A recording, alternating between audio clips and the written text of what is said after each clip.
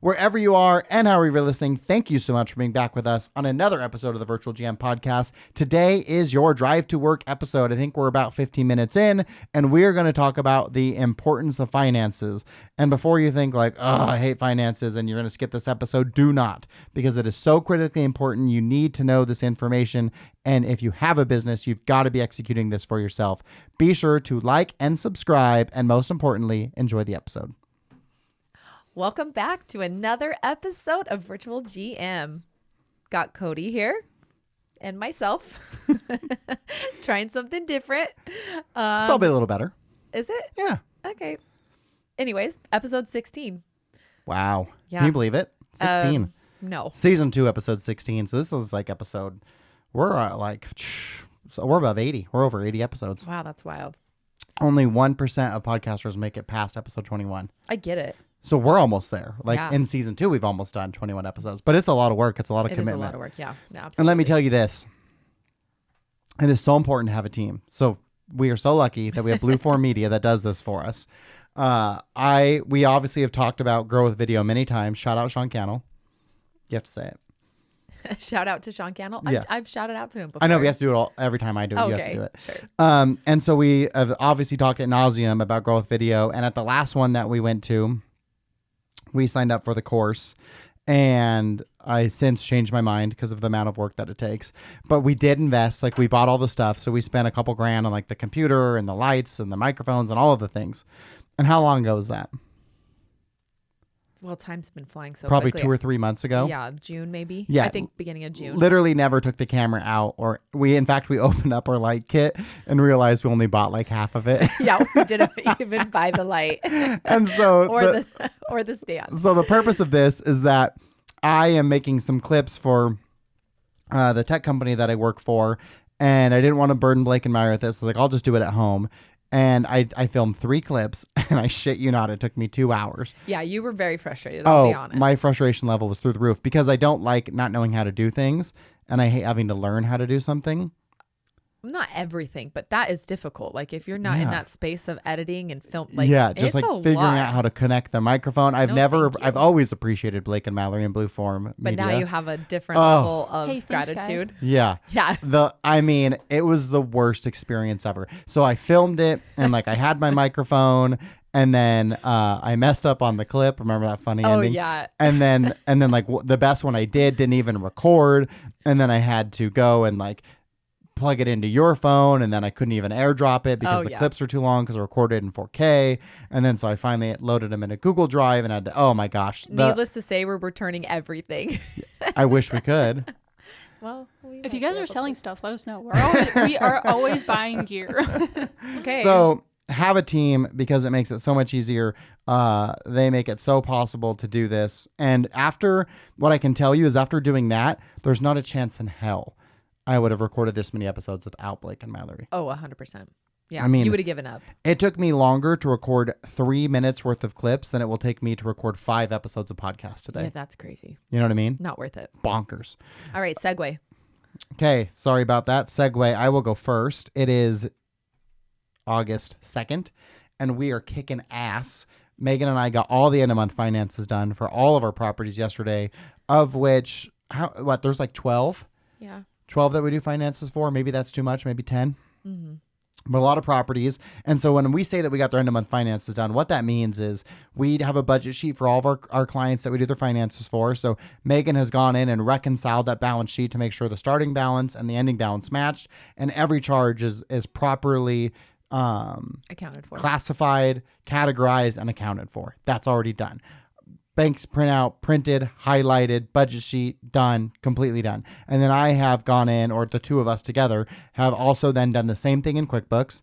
So every entry is entered, all the receipts are attached, as long as we have it, everything is done. So I've sent the budget sheet for July reconciled, the budget sheet for August, so they can see what the budget is for this month, plus their P&L for July, their P&L year to date, and their balance sheet. All of that is done on the very first day of the month for all of our clients. Yeah.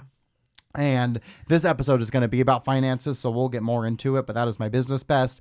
And then my personal best, we just got back from an incredible trip to Priest Lake. I almost don't want to tell people where it is because it's like this incredible... Don't share the secret.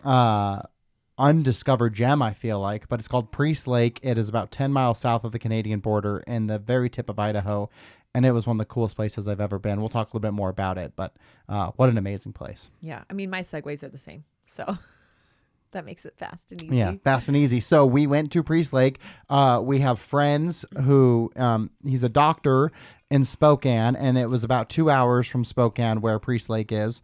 And so they had bought in this like lake house 9 years ago as they traveled back and forth. Now they live in St. George, but they go and spend the summers up there. And this thing was like everything you would like if they made a movie about like spending time at a lake house, it would be this scenery, right? Yeah. Like from their house, they had this amazing balcony that looked out over the lake, and the lake was there's islands with all the trees, and the water was 80 degrees, which made no sense I because know. we're so I was close to not Canada. expecting that. And so there's this little community that they're in, and they've got a dock, and so everyone's got their boats just on the dock. You literally just walk from your house down the grass, A little beach. across the beach, yeah, with a bunch of stuff people can use, kayaks and the floating things and all that. And then they've got a pickleball court on the corner of the lake, so it's like Yeah. the best backdrop for a pickleball court of all time. And then the community house is actually awesome because I went to get I've ice. never been in it. No. And it had shuffleboard tables and pool tables Wow. and like a really cool old school bar. Like it was That is awesome. so cool. But so we were there. When did we get there? Wednesday. On Wednesday to Sunday, and just had the people who own it, just the greatest people ever. And we had some friends go with their kids. And so we had a gang of kids running around, and they had these amazing restaurants you could take the boat to. Yeah. So you would drive your boat and dock it and then go to the restaurant and sit on the water and just, I mean, it was truly magical. It was. A lot of bugs. Yeah. Yeah. Cash came home with 15 plus really bad bug bites. Yeah, it's I don't a lot. know what they were, but I instantly, the very first day there, popped on Zillow and said, man, we got to buy a property. is this the Airbnb that we've been looking for, that we've been talking about? I did find a really cool eight unit complex that I need to do some more due diligence on, see if it's zoned for commercial and if you could turn that into a little boutique property, but that could be just absolutely amazing. It's a long ways away. It's like how far of a drive? 15. 15-hour 15, drive 16. from southern Yeah. Utah. And a long travel day even to fly there because Yeah, all day. you know, the different flights you have to get onto and then a 2-hour drive to get there. But man, was it amazing. It's like, I kind of feel like it's Coeur d'Alene before Coeur d'Alene became Coeur d'Alene. So put it on your radar, go out there, check it out. But today we're going to do this is your drive to work episode. We won't spend a lot of time because no one really loves finances, but gosh, is it just so incredibly important for your business. And so we talked a little bit about what we do for finances and how we manage that for your business. But I got to tell you, like for one of our new clients who had a previous management company before, they didn't get access to their financials for 2023 until just a few months ago. What? So, I mean, they were just flying dark, really had no understanding of even what was taking place, the ins and the outs. I mean, they really had no transparency to that. And then a lot of people will just operate in whatever financial tool they want, like a QuickBooks or an M3 or any of those different things. But what we really love to do is we build a budget sheet in Google Docs, so like a spreadsheet. That way you can share that with anyone on your team that it's relevant for without having them like have full access to your entire QuickBooks. And I just like the control that we have because then we're manually putting it in, right? So like we get to make sure that everything's exactly the way we want to do it. And then you've got 2 layers of protection. You've got QuickBooks and you've got your budget sheet. And what's so awesome is properties like the Dwellings, who we've been doing their finances for 3 years, or maybe actually 4 years. 4 years, yeah. I can go back, and if I was like, as I'm projecting for August, I could go back and look at, say, August of 2021 and say, this was an amazing year. Is that representative of kind of what we're going to see from a trends, or should I really be looking at 2022? Is that more in line with where we're at? And we get to the point where we're able to predict your finances. I mean, You are able to. I am able You're to predict very your good at it, finances yeah. almost, spot on to what our expenses are going to be, what our income is going to be. And then it really just gives you as the owner the ability to truly have transparency to your purchases. The other thing that we're doing is creating a culture around spending. Mm-hmm. So like at this property, that's a large property, has a lot of staff. They now know like every purchase you get, we're going to ask you for the receipt. Right. And it just changes the way that you think about spending company money when you know that you're always going to be accountable for that. So I always give the example of before we did finances, like at the Cliff Rose, let's say they had a shovel, they buy a shovel, and then 2 weeks later they need a shovel. They forgot where they put the shovel. So what do? Buy another. They buy another, because no one's ever going to be like, hey, you already bought a shovel. But then once we're like, hey, like we paid for a shovel 2 weeks ago. Why did you buy another one? It completely changes the way they operate.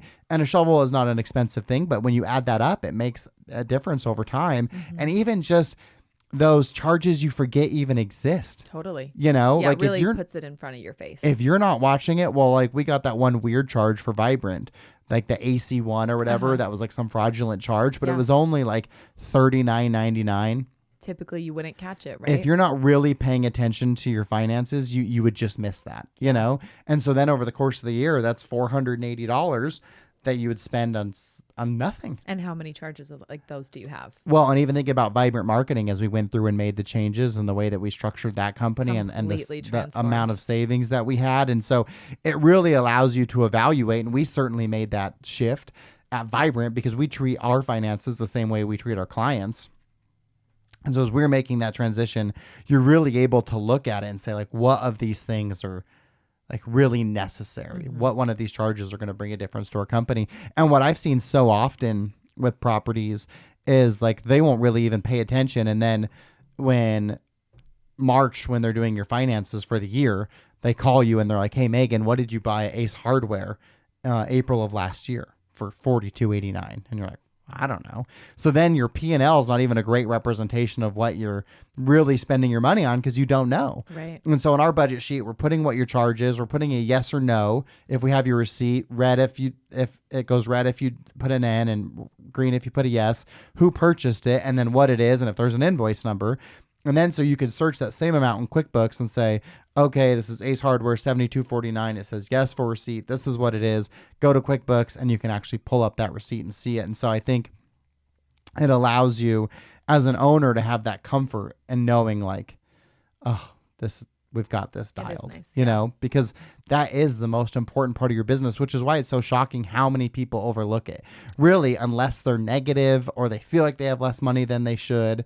And even for people like us who are so devoted to it, just yesterday as we were reconciling Vibrant, we couldn't get it to balance. No, that was that was difficult. And then so we got a company credit card, which I typically only want to use the bank cards for finances because it's make tried and more true, simple, right? It's just exactly what it is.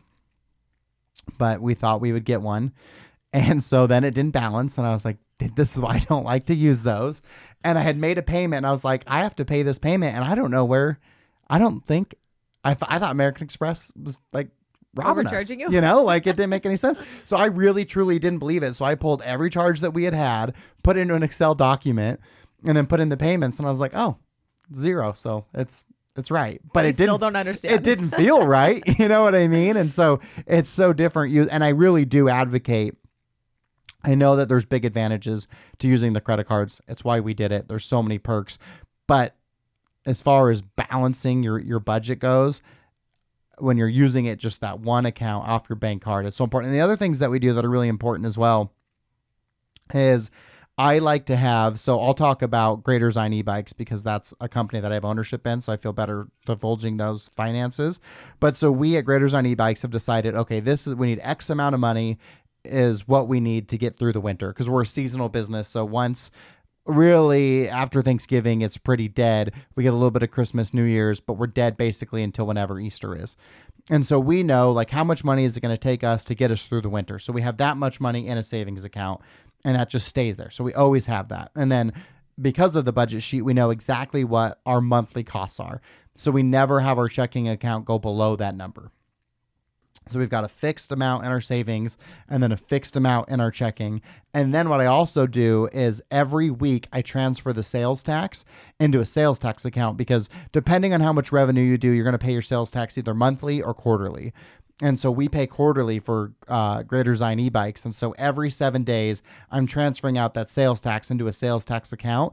And the reason I do that is we just paid our quarterly sales tax. It was $17,000. Wow. So imagine if that was in your checking That would hurt. and you're not really cognizant of the fact that like that's not even your money, right? Mm-hmm. That's the state's money. But if you're not paying attention, you may do a distribution thinking like, oh, we can do a $20,000 distribution. We're good.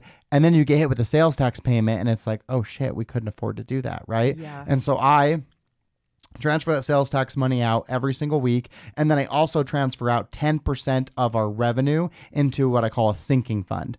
And so that is money to replace the bikes or to buy new inventory, whatever it is that you may need. So that's how many accounts we have. We have a checking account, we have a winter reserve account, we have a sales tax account, and we have a sinking fund account. And that allows you to look at your checking account and know this is really what it is, because sales tax is already removed, your sinking fund's already removed, and you don't need any savings because we've already established that. So now, whatever there is above that baseline number for your checking, you can know confidently we can distribute this amount of income because all of our ducks are in a row. So I would highly, highly recommend setting it up that way. I think the more visibility and transparency you give to your finances, the more educated you're going to be able to be. And what's so nice is once we have that data all of that time, it makes projecting so easy. It's why we're able to be so close on our projections, because we really know based on historicals, we have a great idea of what August is going to look like. Whereas there's not a lot of guessing. The only thing that really fluctuates is income and trying to put your finger in the air and get a pulse of your income. But that is our financial talk for you. It is so, so important. You should be looking at your finances every single day. If that's not something you enjoy, or it's intimidating, or you don't know how to do it, reach out to us. Even if you're not working with us and you just want like a little bit more data or a rundown on how exactly you could do that, happy to help. Certainly you can hire us and we can help you with that as well. I have a huge passion for finances. I think it's so critically important. So anyone I can help in that space, I'd absolutely love to do that. Anything that you think we should add for finances? I think you covered it. I was going to say making sure you're in it like 4 to 5 times a week. Like either you and I are, alternating days and having a couple people, right? Because more eyes. You miss things, I miss things. We keep each other accountable, right? And so it just helps having. And it's so easy to fat finger one number, and that's why we reconcile it, so we can make sure that this is actually a great representation. And it's a lot of work, but when you stay on top of it every day, it's not that much. You can get through 10 companies in an hour and a half to 2 hours, as long as you're updating it every single day, which it's one of those things where if you don't do it, it can become such a burden.